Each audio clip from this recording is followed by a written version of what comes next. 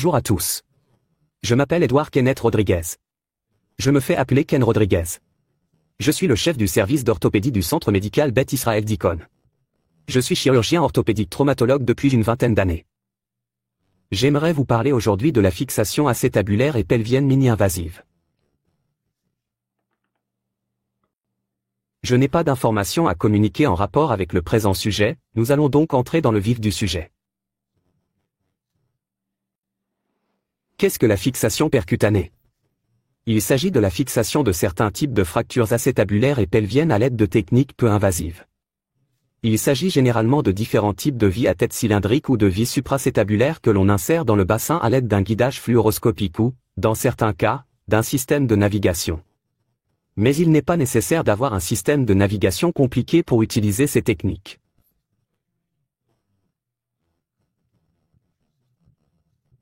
Il faut surtout comprendre l'anatomie et peut-être avoir une connaissance de base de la fluoroscopie. Voici un exemple de l'aspect d'une fracture pelvienne, dans ce cas particulier, d'une fracture acétabulaire, après l'application de vis à tête cylindrique. Cette radiographie montre deux vis supracétabulaires et une vis de colonne antérieure pour traiter une fracture chez un patient très âgé.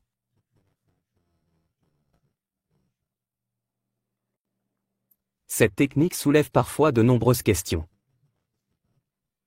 Au début, elle a d'abord été controversée, mais elle est devenue une norme de soins pour de nombreux types de fractures. Les résultats peuvent varier quelque peu en fonction du type de fracture que l'on traite, et il faut vraiment veiller à avoir des indications correctes. Certaines personnes ont critiqué l'approche parce qu'elles disent qu'elle fonctionne lorsque vous réparez des fractures qui n'avaient peut-être pas besoin d'être réparées et qui se seraient bien comportées de toute façon.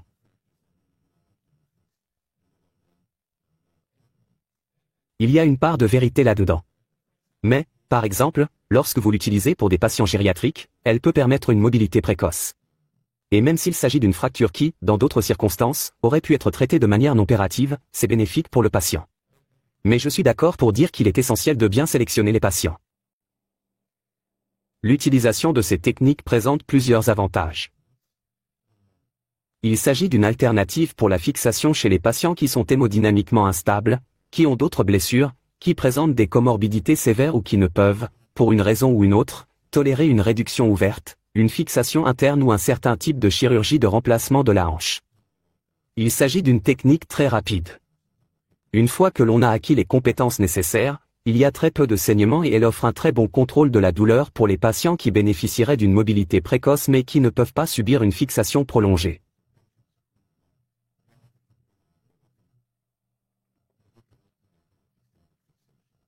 Beaucoup de patients plus âgés ont des fractures qui ne sont pas très déplacées mais qui limitent leur mobilité.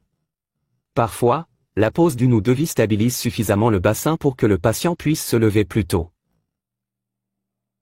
Cette technique est utile pour stabiliser les patients dont la fracture est peu ou pas déplacée et les fractures des patients très âgés. Mais il existe aussi des techniques que je vais vous montrer et qui vous permettront de réduire les fractures qui sont un peu plus déplacées.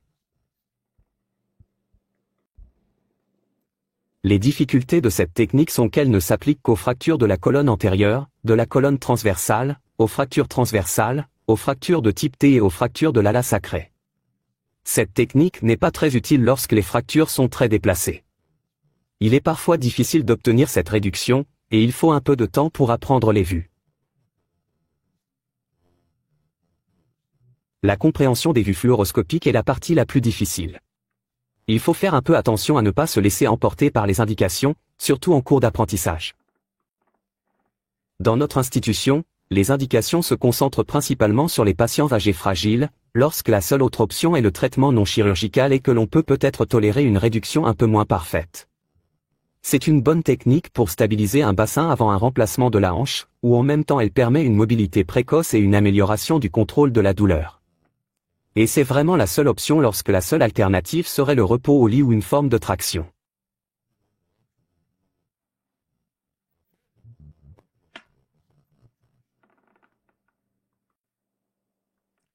Chez les jeunes patients, nos indications se concentrent sur les fractures peu déplacées ou qui peuvent être réduites correctement, les fractures non déplacées et au niveau du dôme de Portance chez les patients qui ne se conforment pas pour des raisons cognitives ou comportementales, ou encore chez les patients qui ne tolèrent pas la douleur et qui seraient autrement cloués au lit.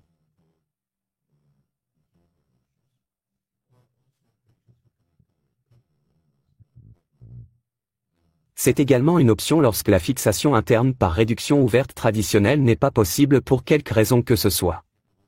J'ai eu un jour un patient qui avait reçu une greffe de rein, et la greffe de rein se trouvait exactement à l'endroit où l'exposition ilio-inguinale aurait eu lieu pour traiter une fracture acétabulaire subséquente. J'ai traité ce patient avec une technique percutanée afin de minimiser les dommages potentiels à la greffe de rein, ce qui aurait été une complication terrible. Les instruments que nous utilisons sont en fait assez simples. Il s'agit essentiellement d'un plateau de vis cannulées, généralement les plus grosses, comme les vis de 6, 5, 7, 3 ou 8,0 mm, avec leurs fils guides et les dispositifs d'insertion appropriés.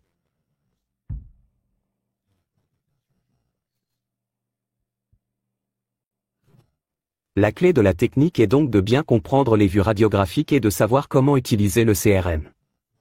La plupart d'entre elles sont des combinaisons de vues obliques iliaques, obliques obturatrices, d'entrée et antérieure à postérieure.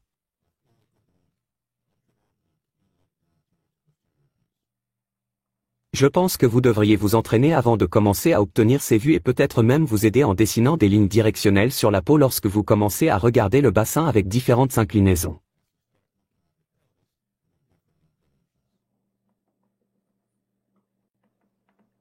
J'encourage toujours mes résidents à réfléchir à ces théorèmes de géométrie spatiale. Ainsi, si vous travaillez sur le côté convexe d'une surface, c'est-à-dire, par exemple, dans une hanche, le côté acétabulaire de la hanche, pensez au nombre de vues CRM qu'il vous faudra obtenir pour identifier correctement qu'aucune ligne n'intersectait la surface.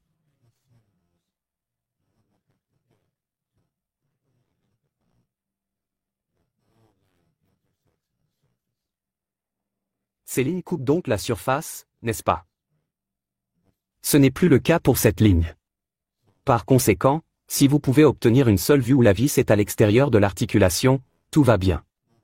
Inversement, si vous travaillez sur le côté concave d'une surface, disons le côté fémoral de la hanche. Si vous effectuez une rotation percutanée, combien de clichés CRM montrant que vous n'avez pas intersecté la surface sont nécessaires pour démontrer une non-pénétration correcte avec une certitude de 100? Par exemple, cette ligne n'a pas l'air de traverser le joint, mais vous ne pouvez pas le savoir car il s'agit d'une surface incurvée. Celle-ci n'a pas l'air de la traverser. Mais que se passe-t-il si elle est plus loin derrière et qu'elle se trouve à l'extérieur? En réalité, vous avez besoin d'une infinité de points de vue.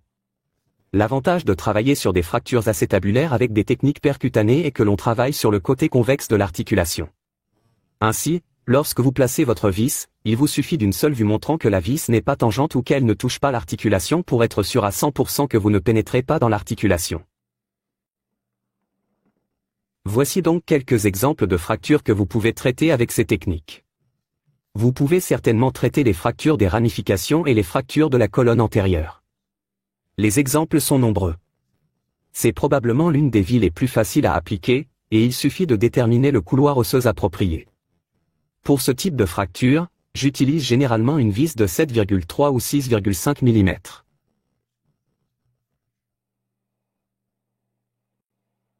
Je vais maintenant illustrer mon premier exemple. Il s'agit d'un jeune homme de 18 ans qui est tombé de 5 étages lors d'une fête, qui présente de nombreuses autres blessures concomitantes qui ne concernent pas la hanche, mais qui a une lacération splénique et une plaie pelvienne latérale ouverte avec une crête iliaque exposée, une fracture de l'omoplate et une fracture de la colonne antérieure minimalement déplacée au niveau de l'arcade du toit à 45 degrés.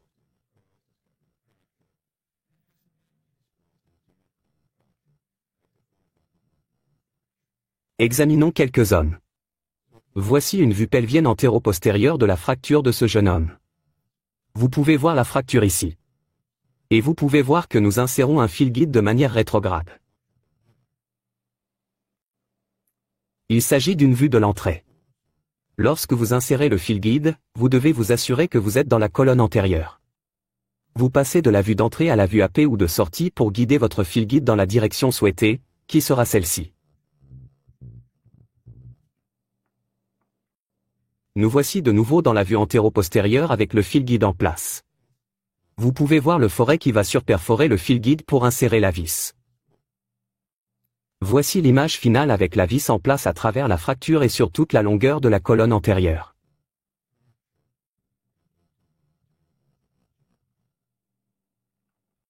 Examinons maintenant un exemple de fracture de la colonne postérieure.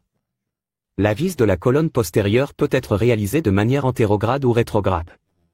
Je pose généralement ces vis de manière antérograde en effectuant une mini-fenêtre ilio-inguinale latérale et en trouvant le point d'entrée sur la table interne du bassin. Certains le font de manière rétrograde en fléchissant la hanche et en entrant dans le bassin par la tubérosité ischiotique.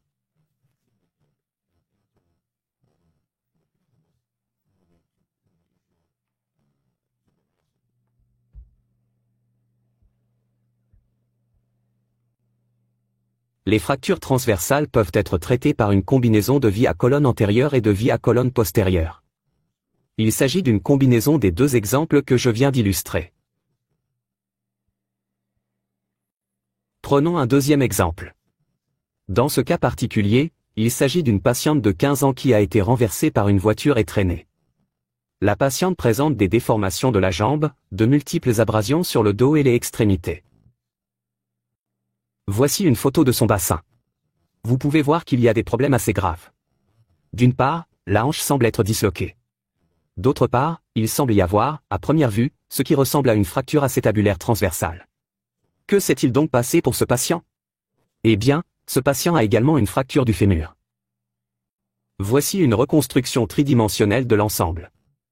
Vous pouvez voir l'anatomie de la fracture transversale un peu mieux ici.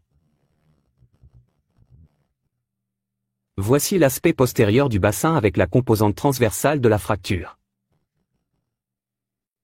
Le patient a donc été fermé, réduit à la hanche et le fémur a été planté. Nous avons ensuite dû nous occuper de la fracture acétabulaire. Nous nous trouvons maintenant dans une situation un peu plus facile à gérer. Il s'agit d'une fracture transversale très discrète. Voici le composant antérieur de la colonne. C'est vrai. Et vous pouvez voir comment elle va vers l'arrière. Voici le composant de la colonne postérieure. Nous allons maintenant planifier un peu mieux et essayer de comprendre quels sont les tunnels osseux, car il s'agit d'un patient pédiatrique de 15 ans, et nous devrons peut-être utiliser une vis un peu plus petite. Parfois, avec les patients pédiatriques, il n'est pas possible d'insérer une vis de 6,5 mm et il faut faire quelque chose d'encore plus petit. Nous avons donc emmené ce patient dans la salle d'opération, et il y a un petit décalage ici. Au niveau de la fracture transversale, la colonne antérieure semble être légèrement médialisée par rapport au reste de l'acétabulum. Vous pouvez voir l'aspect d'un fil guide qui passerait par là. Mais vous pouvez faire une petite incision à travers l'exposition ilio-inguinale et utiliser un COB pour presser et réduire un peu plus pendant que vous passez le fil guide. En pressant, en réduisant un peu l'aspect, vous pouvez alors insérer le filet, par-dessus le fil, vous insérez la vis. Vous pouvez voir dans ce cas que la vis semble être presque tangentielle et qu'elle risque d'endommager l'articulation. Mais lorsque vous regardez d'autres vues, c'est un peu mieux. Vous pouvez maintenant voir sur cette image comment, dans la partie supérieure de l'image, est insérée la broche conductrice qui va délimiter l'introduction de la vis postérieure.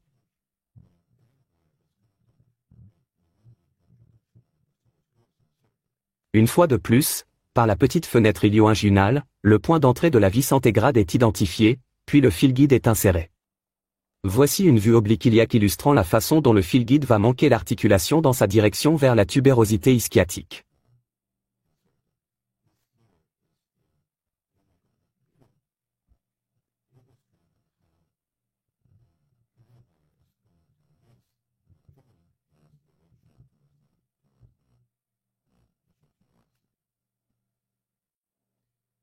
Nous allons maintenant insérer la vis, qui passera à côté de l'articulation en direction de la tubérosité ischio-jambière, et insérer la vis.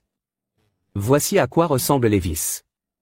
Vous avez maintenant la vis de la colonne postérieure et la vis de la colonne antérieure, et ce cas est maintenant stable.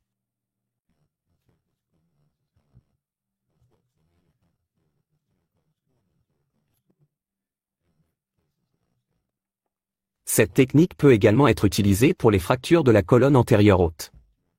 Il s'agit de fractures de la colonne antérieure qui se brisent sur la crête iliaque, et vous pouvez en fait insérer ces vis à travers l'épine iliaque inférieure antérieure, directement en arrière perpendiculairement à la fracture et en visant l'aspect postérieur de la crête iliaque.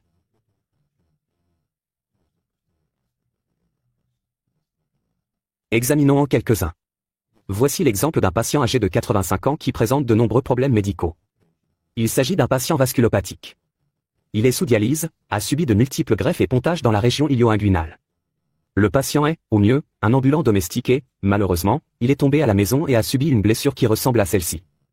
Nous sommes donc en présence d'un bassin antérieur-postérieur, et vous pouvez voir qu'il y a un composant fracturaire antérieur, là où se trouvent ces petites flèches vertes, qui va du bord de la crête jusqu'à l'articulation. Heureusement, elle n'est pas déplacée. Mais le plan de fracture du patient est large, il est très douloureux. Il ne se mobilisera pas très bien, et laisser ce patient au lit pendant plusieurs jours ou 2 semaines avant qu'il ne puisse même bouger n'est probablement pas une très bonne idée.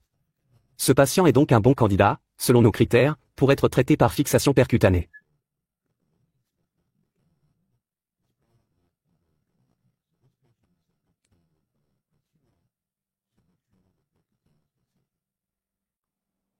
Nous emmenons donc le patient dans la salle d'opération et nous commençons à regarder les images. Il s'agit d'une vue qui délimite la zone où l'instrument est marqué, c'est ce qu'on appelle une zone en forme de goutte d'eau. On obtient cette vue en se plaçant au-dessus du patient en vue obturatrice et en inclinant légèrement le CRM en direction distale. Il s'agit donc d'une combinaison d'une vue oblique obturatrice et d'une vue de sortie. Si vous faites cela, vous verrez la zone, le tunnel osseux où la vis va passer.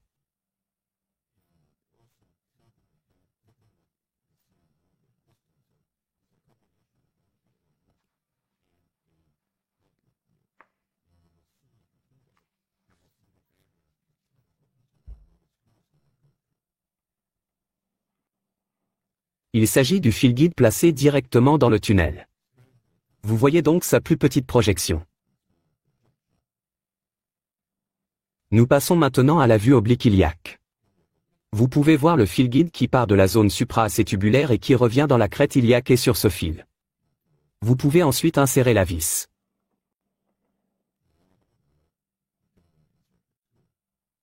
Il s'agit d'une vue combinant l'oblique de l'obturateur et une vue de l'entrée qui permet de voir la vis pénétrer dans la partie postérieure de la crête iliaque, vers les épines iliaques postérieures. Il est très facile d'insérer 2 vis. Vous pouvez donc placer 2 vis parallèles qui traversent le plan columellaire antérieur qui s'étend en direction proximale.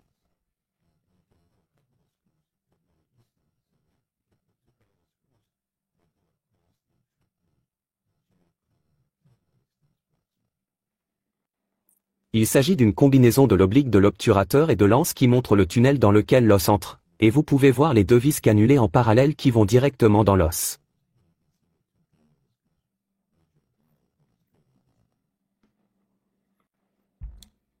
Une fois que ces 2 vis supra-acétabulaires sont appliquées, je pense que nous avons la possibilité de placer une vis de colonne antérieure comme nous l'avons illustré précédemment, et nous pouvons passer notre fil à travers la colonne antérieure proximale, en traversant la partie de la fracture qui se trouve dans la colonne antérieure.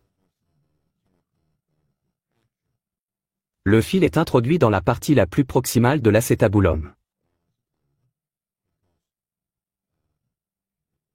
Il manque complètement l'articulation. Sur ce fil, vous pouvez ensuite insérer une vis. Vous avez alors une construction finale qui ressemble à ceci. Il s'agit là encore d'une vue un peu plus sapée, un peu extériorisée, montrant la vis de la colonne antérieure et les 2 vis supra-acétabulaires. Et voici à quoi cela ressemble à la toute fin. Vous avez donc 2 vis supra-acétabulaires allant de l'épine iliaque inférieure antérieure vers l'arrière de la crête iliaque, pour sécuriser la principale fracture de la colonne antérieure qui s'étend dans la crête et la fracture de la colonne antérieure afin d'en augmenter la stabilité. Voici la vue oblique obturatrice de la construction, montrant la vis de la colonne antérieure et les 2 vis supra-acétabulaires. Je vais maintenant vous montrer la vue oblique iliaque de la même construction. Vous pouvez voir les 2 vis supra-acétabulaires qui traversent la crête iliaque d'avant en arrière. Prenons maintenant un 4e exemple. Cette fois, il s'agit d'un jeune patient de 18 ans qui a été heurté par un véhicule à grande vitesse, qui est par ailleurs en bonne santé, mais qui souffre d'une douleur pelvienne importante et qui est incapable de se mobiliser. Il s'agit d'une vue pelvienne antéro-postérieure, où l'on peut voir la fracture définie essentiellement.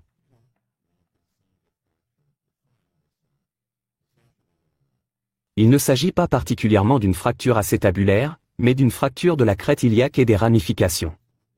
Il s'agit donc d'une fracture pelvienne, probablement une fracture pelvienne de type 2 à compression latérale avec un grand morceau de croissant.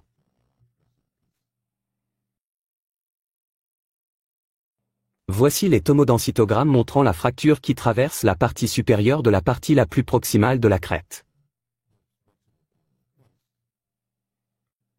Voici une fracture vue au scanner un peu plus distale, où l'on peut apprécier le grand fragment en forme de croissant qui est encore attaché au sacrum par les ligaments sécrétaires postérieurs et le plan de fracture qu'il faut traiter.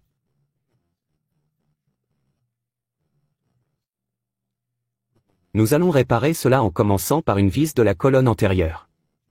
Voici donc la broche guide qui s'enfonce. En utilisant la vue oblique de l'obturateur, nous avançons prudemment la broche, en passant de la vue de l'entrée à la vue oblique de l'obturateur pour nous assurer que nous l'insérons dans la partie interosseuse de la colonne antérieure.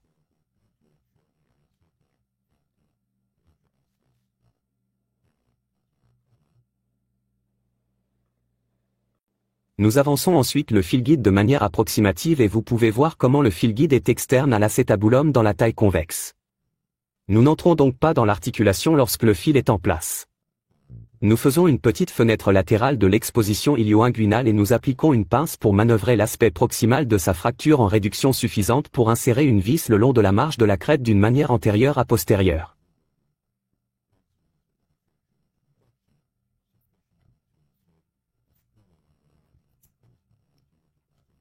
Et voici le fil de guidage, déjà en place. Nous allons maintenant poser une troisième broche de Gidet. Il s'agit d'un fil guide supra-acétabulaire. Cette vue est une combinaison de l'oblique d'obturation et d'une vue d'entrée où l'on voit toute la crête iliaque dans un seul plan. Vous pouvez insérer la vis d'avant en arrière en utilisant cette image et en vous assurant que vous êtes dans l'os et que vous capturez le fragment en forme de croissant en haut de l'image.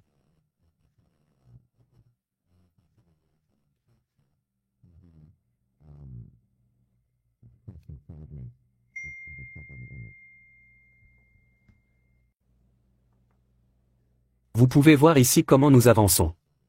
Le fil guide va aller dans cette direction tout au long de la partie proximale, et à ce stade, le fil guide a traversé le plan de fracture en croissant.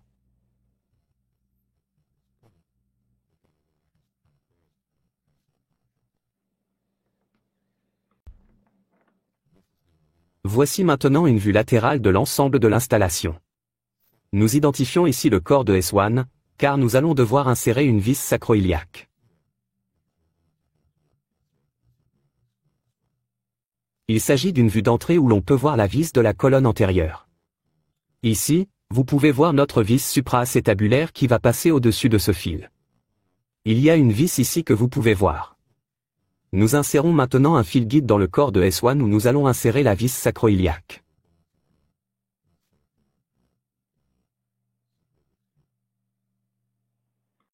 Voici la vue de la sortie. Vous pouvez voir les foraments de S1 ici et vous assurer que la broche est proximale par rapport aux foraments. Vous passez donc de la vue d'entrée à la vue de sortie pour assurer une fixation correcte de la vis sacro-iliaque. Après avoir inséré le fil guide dans le corps du S1, il faut faire quelques allers-retours. Voici à nouveau la vue de l'entrée qui montre le bon positionnement du fil guide. Maintenant que tous les fils guides sont en place, nous commençons à insérer les vis cannulées. La première à être insérée ici sera la vis sacro-iliaque. La vis sacro-iliaque est maintenant en place sur cette vue d'entrée. Nous surperforons maintenant la vis qui va passer le long de la crête iliaque.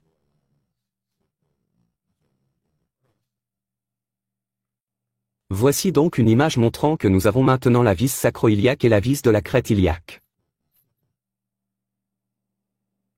Nous allons maintenant surpercer la vis supra-acétabulaire qui va de l'épine antéro-inférieure jusqu'à la crête dans cette direction. Encore une fois, il s'agit d'une combinaison d'une vue oblique de l'obturateur et d'une vue de l'entrée.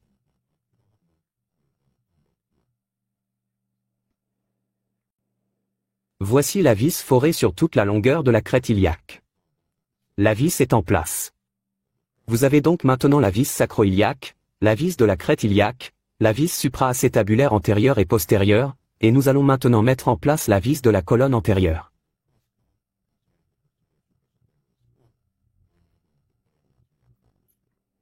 Nous surperforons maintenant la vis de la colonne antérieure sur le fil guide, sur le premier fil guide que nous avons appliqué. Il s'agit d'une vue d'entrée. Voici la vis qui se met en place. Et voici enfin la construction complète. Donc, comme précédemment, nous avions les fractures des ramis, c'est vrai. Nous avions la composante en croissant de cette fracture pelvienne par compression latérale. Voici les petites agrafes qui reflètent la petite fenêtre ilio-inguinale que nous avons faite. Voici la vis qui fixe la partie supérieure de la crête. Il s'agit de la vis supra-acétabulaire d'avant en arrière. La vis de la colonne antérieure est ici et la vis sacro-iliaque est en place. Et nous avons rétabli l'intégrité pelvienne de cette jeune patiente. Il s'agit du même patient, bien sûr, mais nous montrons maintenant la vue de sortie, juste pour illustrer le fait que la vis S1 dégage les foraments, qui sont notés ici.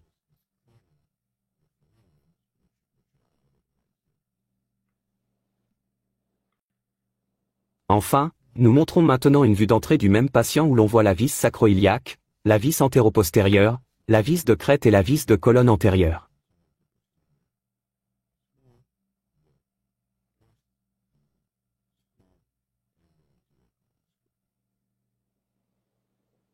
Dans le cas que nous venons de présenter, nous avons utilisé une vis sacro-iliaque, une vis très courante, peut-être même l'une des plus courantes. C'est une vis que nous utilisons pour réparer une fracture de l'ala sacré ou une dissociation de l'articulation sacro-iliaque. Le principal risque concerne la racine L5, qui se trouve en avant de l'aire sacré, à peu près à cet endroit. Il faut donc s'assurer que l'insertion du fil guide est correcte avant de poser la vis.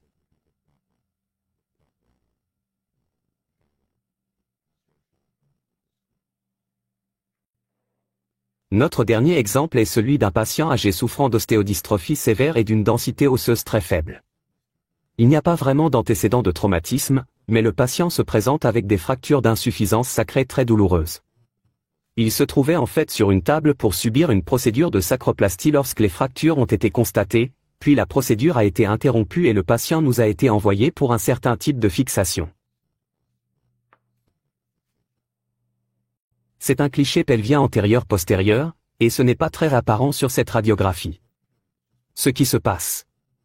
Il n'y a pas de lésion acétabulaire ou de l'anneau pelvien évidente, mais vous verrez qu'il y a des fractures d'insuffisance du sacrum. Passons à l'image suivante. Il s'agit d'une vue coronale d'une IRM, où l'on peut voir le sacrum avec un changement de signal important sur l'aspect bilatéral des deux os sacrés. C'est très typique des fractures chez les patients souffrant d'ostéoporose sévère, que nous appelons fracture d'insuffisance.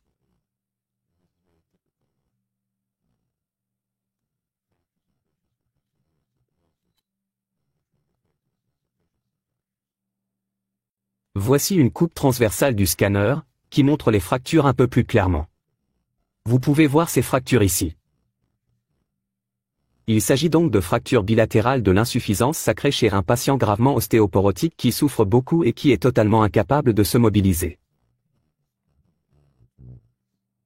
S'il s'agissait de l'un ou l'autre, ou d'un patient qui n'était peut-être pas aussi ostéoporotique, et s'il s'agissait d'une fracture traumatique, nous voyons des tonnes de ces fractures sacrées de type compression latérale qui ne nécessitent absolument aucun traitement. Mais il s'agit ici d'un ensemble de lésions particulièrement lourdes pour ce patient.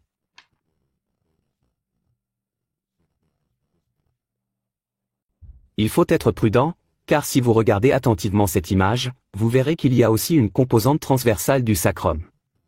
Nous avons donc affaire à une fracture transversale du sacrum et à deux alas sacrés verticaux. Il s'agit donc d'un cas léger, franchement, d'une fracture sacrée potentiellement de type H, qui comporte un risque de progression et de dissociation sacropelvienne.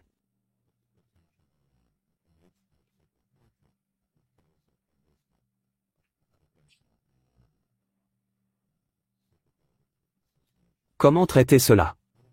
Il est possible d'opter pour une fixation iliaque lombaire très complexe ou d'essayer de stabiliser au moins les plans verticaux des fractures de l'aorte sacrée à l'aide d'une vie percutanée qui traverse entièrement le bassin.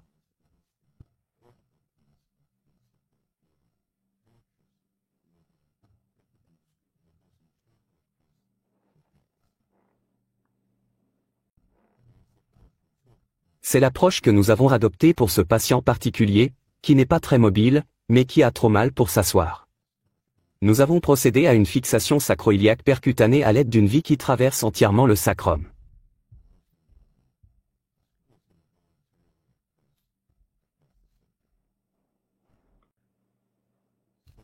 De manière classique, nous utilisons les vues de l'entrée et de la sortie pour déterminer le passage sur du fil guide à travers les foraments, puis nous insérons la vis.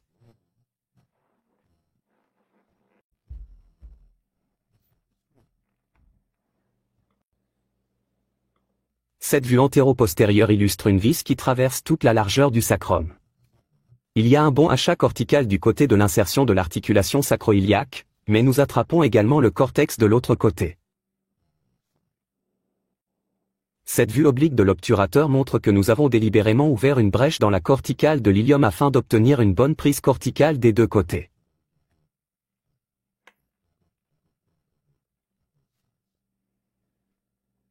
En résumé, la fixation percutanée est une technique très courante pour de nombreuses fractures pelviennes et acétabulaires. L'objectif est d'obtenir une réduction anatomique aussi proche que possible de la surface articulaire d'une fracture acétabulaire et la stabilité de l'anneau pelvien.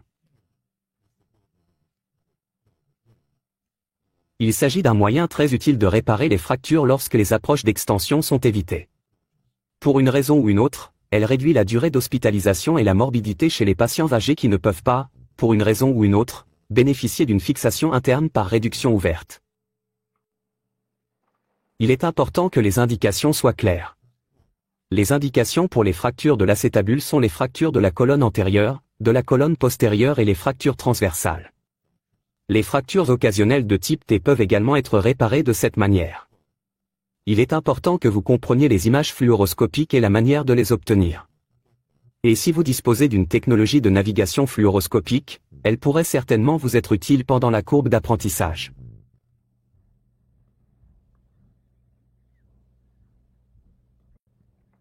Je vous remercie de votre attention. Je tiens à remercier mes collègues du département d'orthopédie de Beth Israel Deacon qui m'ont permis d'utiliser certaines de leurs diapositives.